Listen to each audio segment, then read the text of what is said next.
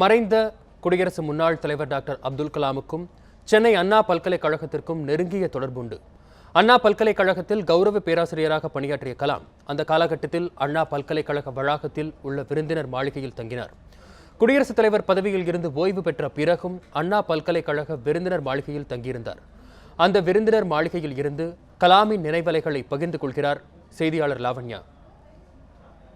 இந்தியாவின் முன்னாள் குடியரசுத் தலைவர் டாக்டர் ஏபிஜே அப்துல் கலாம் மேகாலயா மாநிலம் ஷில்லாங்கில் நேற்று மாணவர்களிடையே உரையாற்றிய போது மாரடைப்பால் காலமானார். அவர் இந்தியாவின் முதன்மை அறிவியல் ஆலோசகராக இருந்து ஓய்வு பெற்ற பின்னர் அண்ணா பல்கலைக்கழகத்தில் கௌரவ பேராசிரியராக பணியாற்றினார். அப்பொழுது 11 மாத காலம், அதாவது 2001 2002 வரை 11 மாத காலம் இந்த விடுதியில் தான் தங்கி இருந்திருக்கிறார். இந்த விடுதி அவர் தங்கியதற்கு சான்றாக தற்பொழுது வரை அண்ணா பல்கலைக்கழகத்தில் காணப்படுகிறது.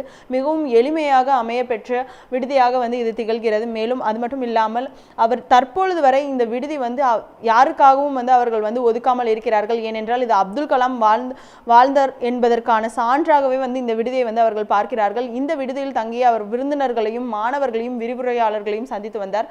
அது மட்டும் இல்லாமல் மாணவர்களிடையே பல்வேறு விஷயங்களையும் அவர் எடுத்துரைத்திருக்கிறார். மாணவர்களுக்கு ஆலோசனை வழங்குவது, விரிவுரைகள் வழங்குவது உள்ளிட்ட விஷயங்கள் அவர் இந்த விடுதியில் இருந்து தான் செய்திருக்கிறார். மேலும் இந்த விடுதியில் அவருக்காக சிறிய நூலகம் ஒன்று அமைக்கப்பட்டிருக்கிறது. பல்வேறு சமயங்களை சார்ந்த மாணவர்களையும் இளைஞர்களையும் ஈர்க்கக்கூடிய வண்ணம் அப்துல் கலாமின் உரை இருந்தாலும் அவருடைய நூலகமும் அதற்கு சான்றாக திகழ்கிறது.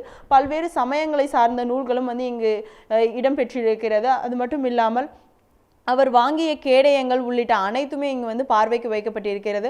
குறிப்பாக அவருடைய இரு புத்தகங்கள், அதாவது அக்னி சிறகுகள் மற்றும் இந்தியா 2020 உள்ளிட்ட 2 புத்தகங்களுமே மாணவர்களிடையும் இளைஞர்களிடையும் மிகுந்த வரவேற்பை பெற்ற புத்தகங்களாக இருக்கிறது. எவ்வாறு கனவு காண வேண்டும், அந்த கனவை எவ்வாறு நிறைவேற்ற வேண்டும் என்பதற்கான திட்டங்களை எவ்வாறு தீட்டுவது உள்ளிட்ட அனைத்துமே அப்துல் கலாமின் புத்தகங்களில் இடம்பெறக்கூடிய ஒரு விஷயமாக இருந்தது.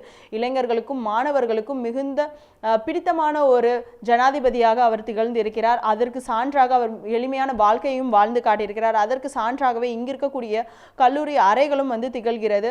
அவர் மாணவர்களிடையே உரையாற்றி வந்த இடம் இந்த அறைதான் என்று கூறப்படுகிறது. இந்த அறையில் 2 சோஃபாக்கள் மட்டுமே இருக்கிறது. இங்கு தங்கிதான் மாணவர்களுக்கு அவர் உரையாற்றி இருக்கிறார். மாணவர்களிடையே கலந்துரையாடல் உள்ளிட்டவைகளை அவர் இந்த அறையில் தங்கிதான் செய்திருக்கிறார்.